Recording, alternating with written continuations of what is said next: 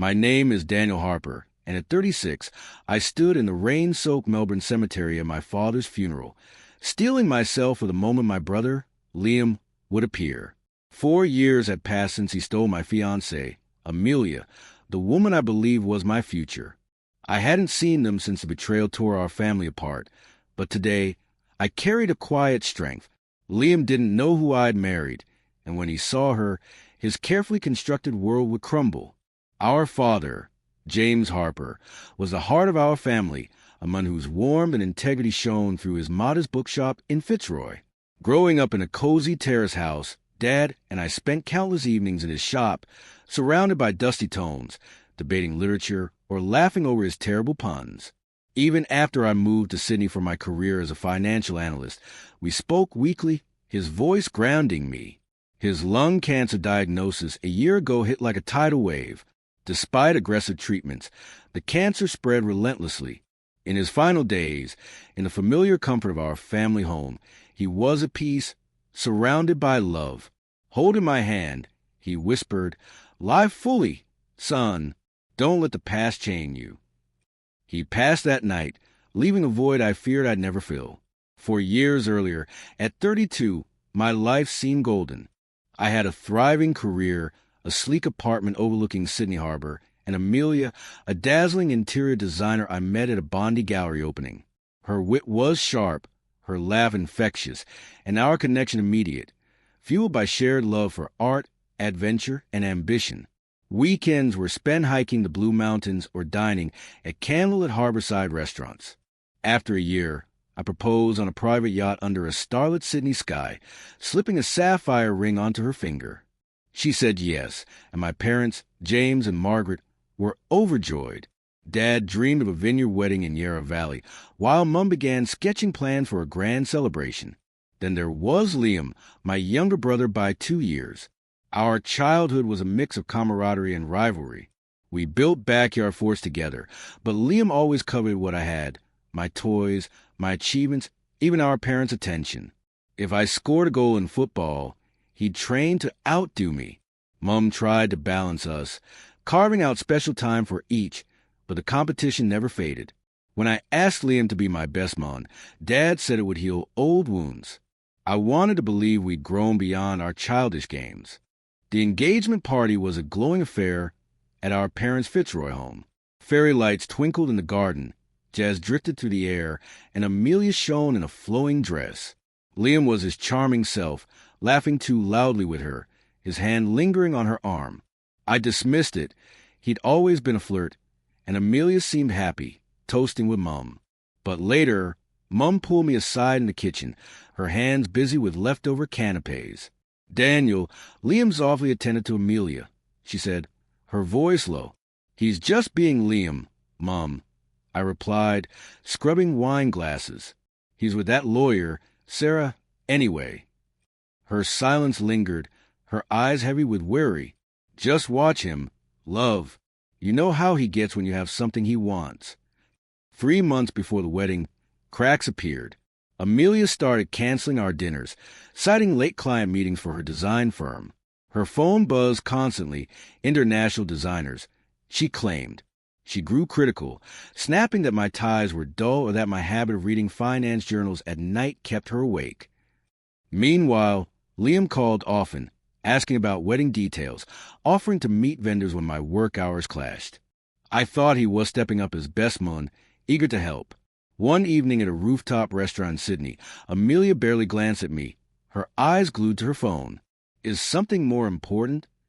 I asked, trying to keep my tone light. "Just work," she muttered, slamming her phone down.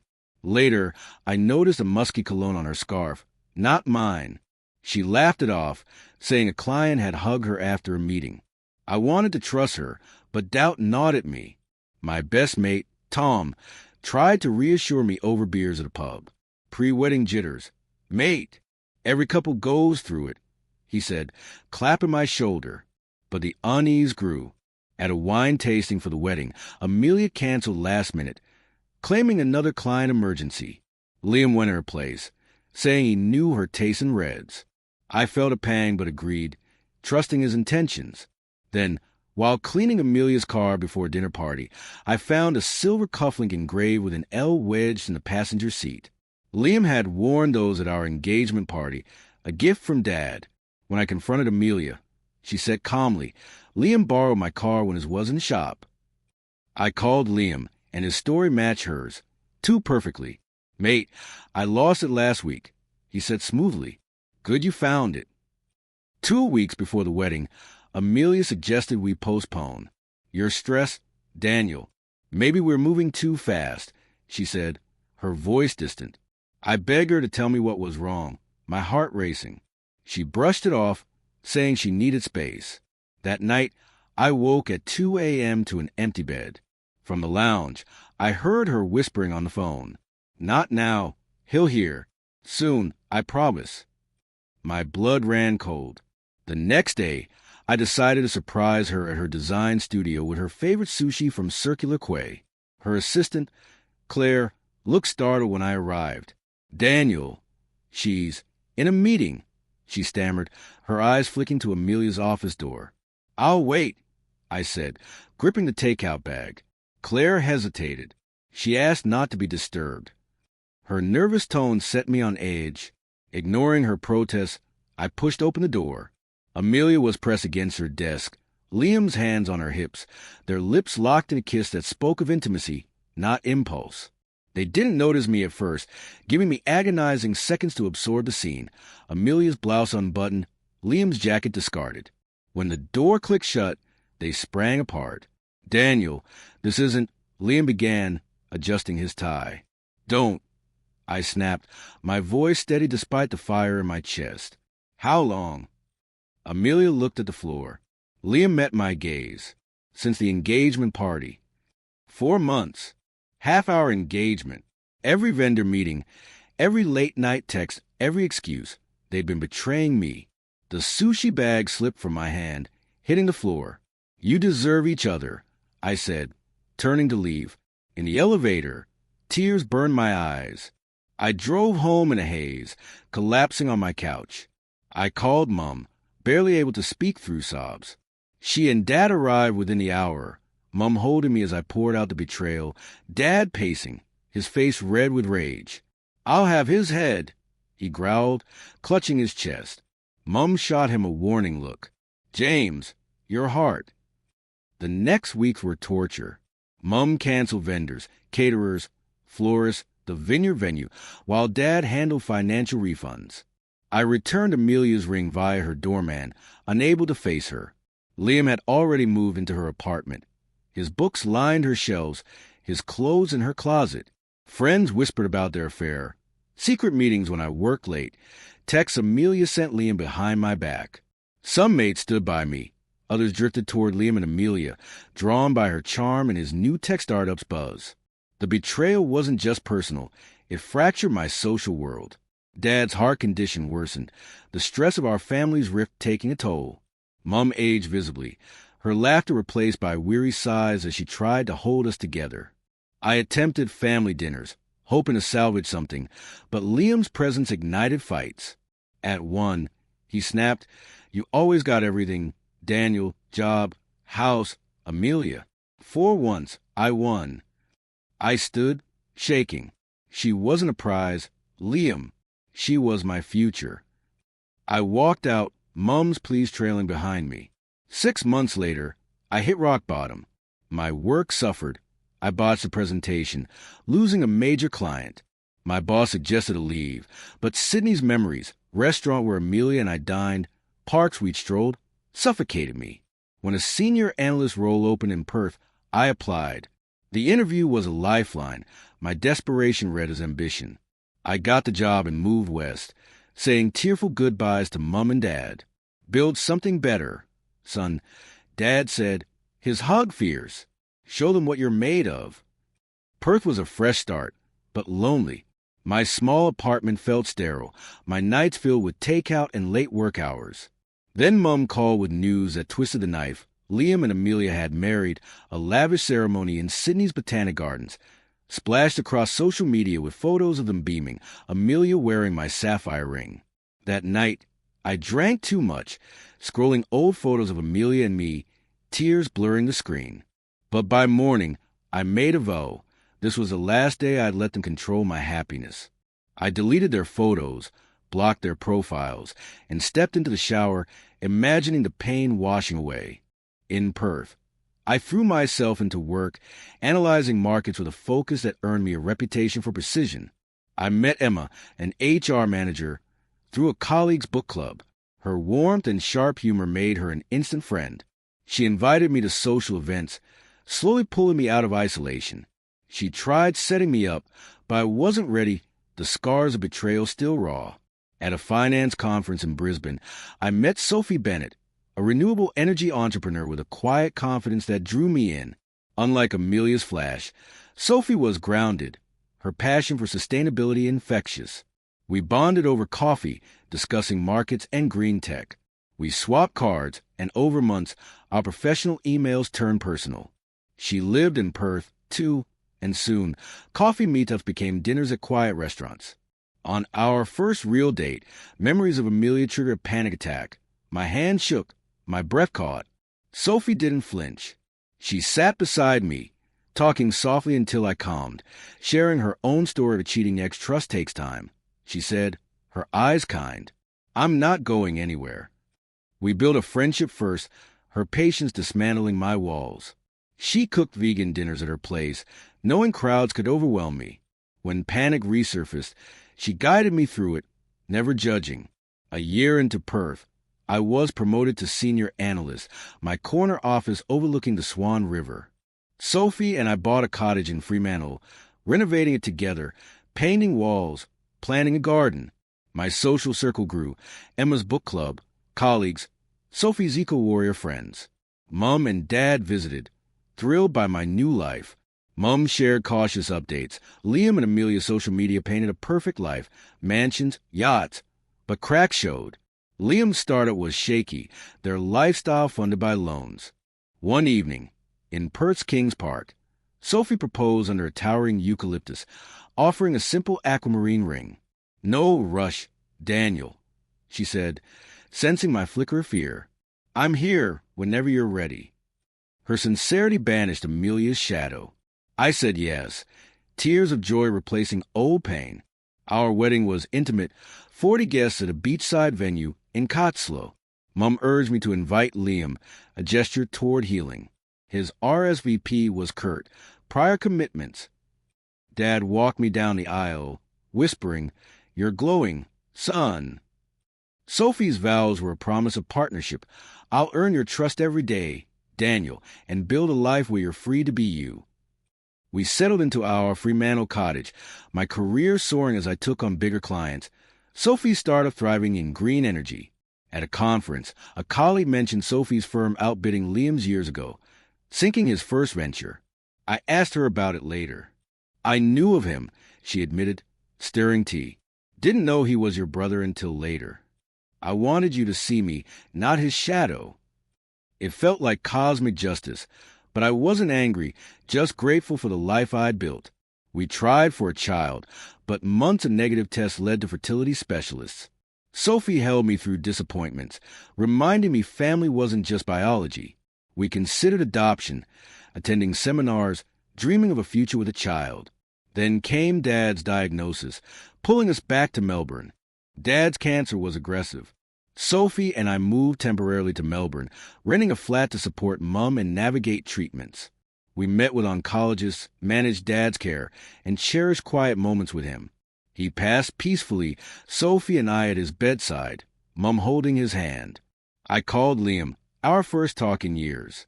"Dad's gone," I said, voice breaking. "I'll be there," he replied, his own voice thick with grief. The funeral was a gray, drizzly day in Melbourne. I adjusted my tie in my childhood bedroom. Sophie behind me in a black dress, her hand on my shoulder. "I'm right here," she said, meeting my eyes in the mirror. Mum sat at the kitchen table, staring at untouched tea, her face hollowed by grief. At 70, she seemed fragile, the weight of loss aging her. "Funerals are for the living," she murmured, echoing Dad's words. I'm starting to understand. The funeral home filled with family and friends, cousins from Adelaide, Dad's old bookshop customers, neighbors from Fitzroy. I greeted them mechanically, staying close to Mum. Whispers rippled as Liam and Amelia entered. She wore a designer black dress, diamonds glinting, while Liam's tailored suit couldn't hide his discomfort. Mum stiffened as they approached. Amelia hugged her briefly. Liam shook her hand, receiving a curt nod. "Daniel," Amelia said, her expression unreadable. "It's been a while." "Yes," I replied, keeping my voice neutral. Amelia pulled me aside to a small room, her perfume sharp.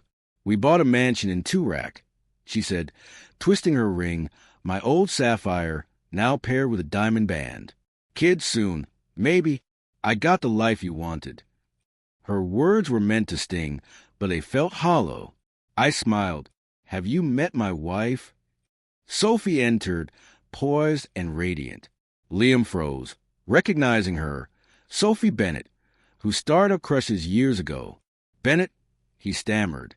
"Harper now," she said coolly, taking my hand. "Daniel and I met in Brisbane. 2 years married." Liam's face drained to color. "You're married?" Amelia's smile faltered, her eyes darting between us. The service was heartbreaking yet beautiful. I eulogized Dad's kindness, his love for books, his unwavering support.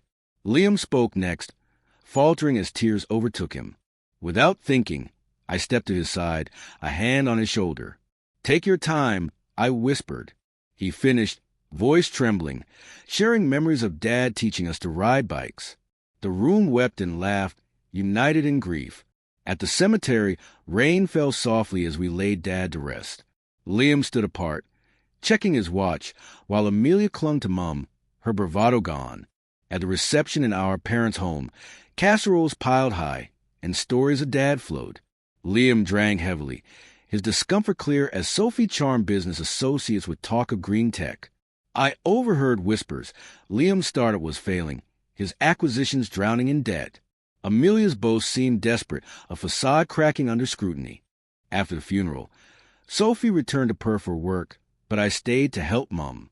Sorting Dad's bookshop records and clothes was painful, each item a memory, his worn cardigans, his annotated novels.